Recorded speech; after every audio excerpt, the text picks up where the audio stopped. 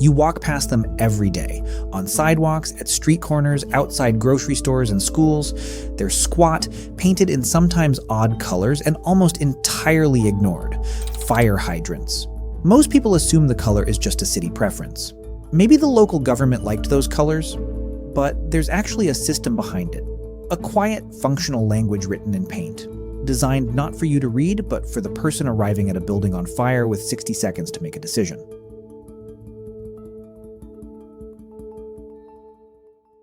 When a fire crew arrives at the scene, they have an immediate question that isn't about the fire.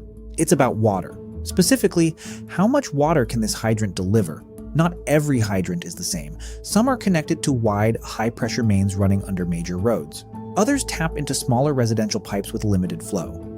In a serious fire, the difference matters enormously. The wrong hydrant chosen at the wrong moment can cost critical minutes. So how do you communicate that instantly? To a crew under stress, in poor visibility, sometimes at night. You paint it. In the United States, most fire departments follow a standard set by the National Fire Protection Association, the NFPA.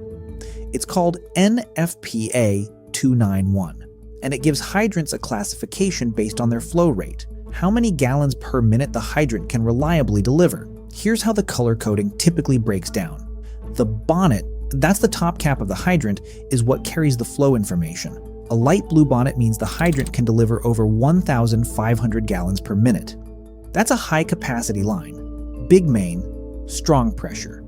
Green signals a good flow, between 1,000 and 1,499 gallons per minute, reliable for most situations. Orange means the flow rate is moderate, 500 to 999 gallons per minute, usable, but with limitations. Red is the caution color, below 500 gallons per minute, low pressure, low volume. Still useful, but firefighters need to know it going in.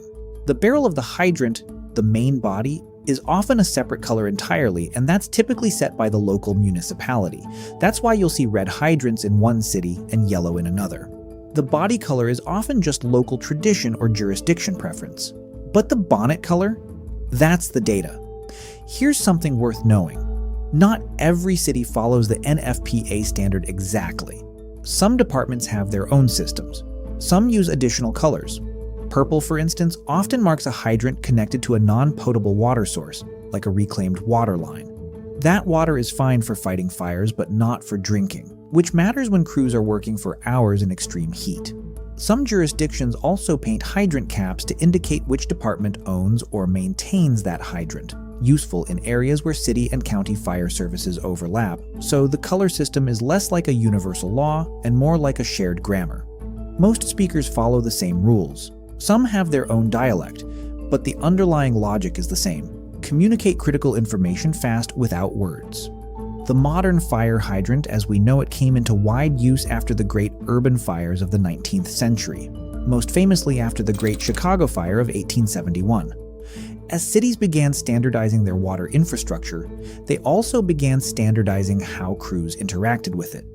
The color coding systems evolved gradually through the 20th century as fire science became more precise and flow measurement more reliable. The NFPA didn't finalize its current guidance until well into the modern era. Another example of a quiet system that quietly improved over decades without most of us noticing. A fire hydrant isn't just a piece of street furniture, it's a compressed message. A few square inches of painted metal communicating water pressure, flow capacity, and jurisdiction in a single glance.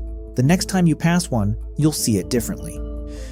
If you enjoyed this video and learned something new, please give it a like and share it with someone who might enjoy it too. Don't forget to subscribe to Decoding Everyday and turn on the notification bell so you never miss our next everyday mystery. Let me know in the comments. What should we decode next? Thanks for watching. I'll see you in the next one.